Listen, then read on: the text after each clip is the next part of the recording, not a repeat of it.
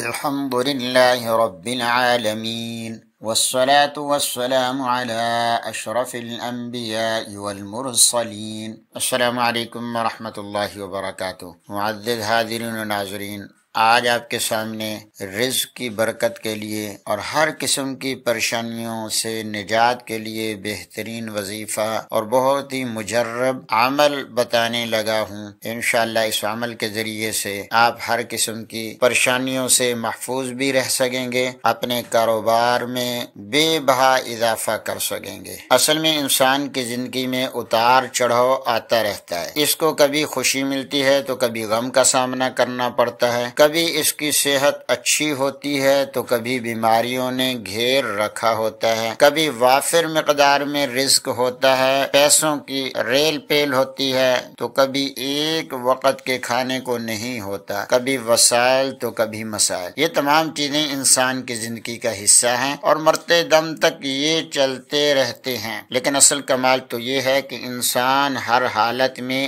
اللہ کا شکر ادا کرے اور اس کی طرف سے کسی بھی بھیجی جانے والی حالت میں خوش رہے۔ جس حال میں اللہ کی ذات خوش رکھے انسان اسی حال میں خوش رہنا سیکھ لے۔ اصل کمال یہ ہے، دنیا کی زندگی عارضی ہے، آخرت کی زندگی ہمیشہ کی ہے۔ بہرحال انسان ہے، انسان کی کوشش ہوتی ہے دنیاوی مسائل سے بھی نجات پائے، اور اس کے لیے سب سے بڑا سہارا اللہ رب العزت نے اپنی ذات کا ہمیں دیا ہے۔ جب انسان اللہ کی ذات پر مکمل بھروسہ کرتا ہے، مسائل اور پریشانیوں سے نکلنے کے لیے جائز طریقے اختیار کرتا ہے، اور ان جائز طریقوں میں سب سے بہترین طریقہ اللہ تعالیٰ کے قرآن کی پڑھائی، اللہ تعالیٰ کا قرب حاصل کرنے کے لیے سنت نبوی میں بتائے گئے اعمال کو اختیار کرتا ہے، پھر اللہ کی ذات پریشانیوں سے نجات بھی دیتی ہیں۔ اللہ کی طرف سے پھر لکھی ہوئی اگر کوئی پریشانی کوئی مصیبت ہو اس میں اللہ کی ذات پھر حوصلہ بھی دیتی ہے۔ بہرحال آج میں جو آپ کو عمل اور وظیفہ بتانے لگا ہوں بہت ہی مجرب عمل ہے اور بزرگان دین کا اپنایا ہوا عمل ہے۔ آپ اس عمل کو اپنائیں، پھر اللہ کی رحمت کے کرشمے دیکھیں۔ انشاءاللہ اس ایک عمل کی بدولت جتنی بندشیں ہیں، رکاوٹیں ہیں، اللہ کے حکم سے وہ ختم ہونا شروع ہو جائیں گی، اور پریشانی جس قسم کی بھی ہے، بیماری ہے،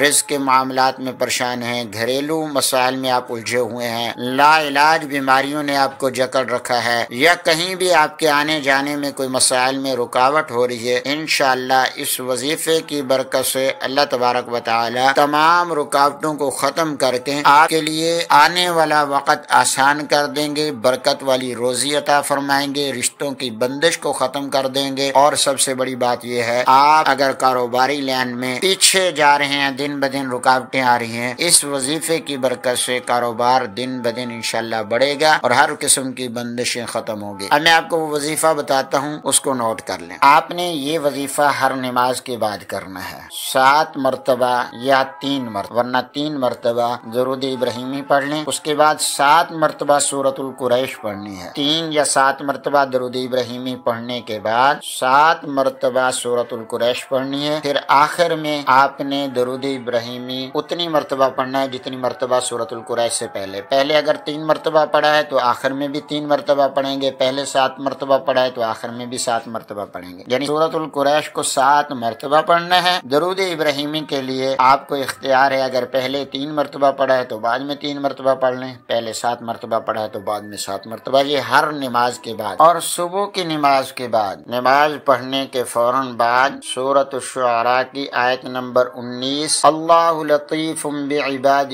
یرزق من یشاء وہو القوی العزیز، یہ والی آیت 70 مرتبہ پڑھنی ہے۔ اللہ لطیف بعبادہ یرزق من یشاء وہو القوی العزیز، 70 مرتبہ صبح کی نماز کے بعد، اور باقی نمازوں میں سورۃ القریش 7 مرتبہ درود ابراہیمی اول آخر۔ انشاءاللہ اس وظیفے کی پابندی رکھیں گے، پابندی کے ساتھ اس وظیفے کو پڑھیں گے، اللہ کے حکم سے آپ کے تمام مسائل آپ دیکھیں گے حل ہونا شروع ہو گئے ہیں۔ رزق کے معاملات ہیں، بندش کے معاملات ہیں، رشتوں کی رکاوٹ